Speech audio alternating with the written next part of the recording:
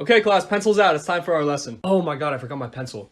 Hey, Jalissa? Huh? Could I just borrow a pencil for today? Oh my god, why are you talking to me? Because I need a pencil. Like, I'm pretty sure I said that already. Simon, do you have a crush on me? No! I just want a pencil! Look, Simon, I know I'm pretty to look at. No, you're not. But you're really not my type. I don't care about that! I just want a pencil! I can't help it if all the boys like me. Nobody likes you! You're clapped! Simon and Jalissa, if you guys don't stop, I'm sending you to the principal. I'm not gonna stop until she learns- Simon and Jalissa, why are you guys in my office? Jalissa won't let me borrow a pencil because she thinks I have a crush on her. Okay, I'm just gonna talk to Jalissa real quick. No, don't! Jalissa, is it true that- Oh my god, principal, do you have a crush on me? I have a wife? Hasn't stopped me before. 911, I'm being harassed?